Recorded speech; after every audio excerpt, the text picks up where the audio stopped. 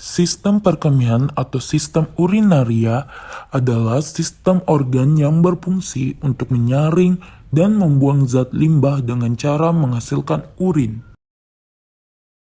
Jika fungsi sistem ini terganggu, limbah dan racun bisa menumpuk di dalam tubuh dan menyebabkan berbagai gangguan kesehatan.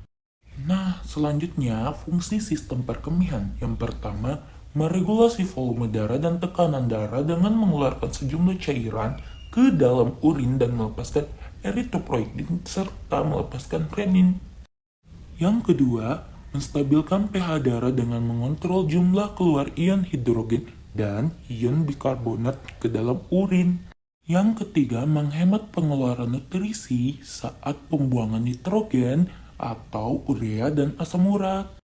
Dan yang terakhir, membantu hepar untuk mendetoksikasi racun selama kelaparan, diaminasi asam amini yang dapat merusak jaringan.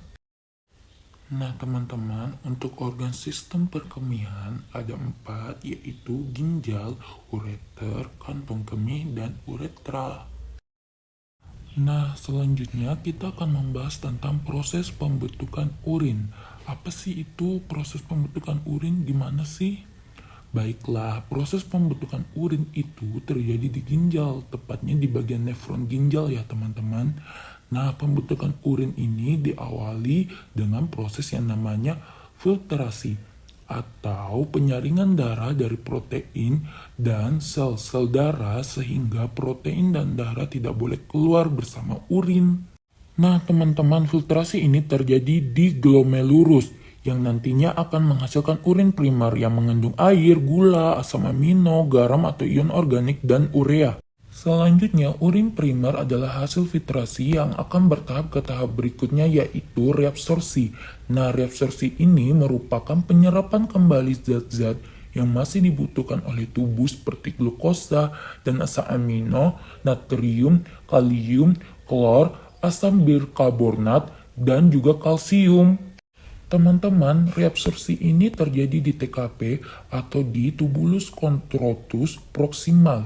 Hasil dari reabsorpsi ini merupakan urin sekunder yang mengandung sisa limbah, nitrogen, urea, dan air.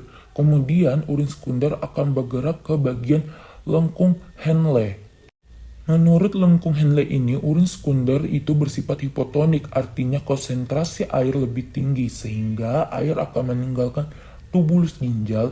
Namun ketika urin sekunder sudah mencapai pada bagian menaik lengkung Henle, maka sifatnya akan berubah menjadi hipertonik sehingga NaCl akan direabsorpsi atau diserap kembali oleh udara.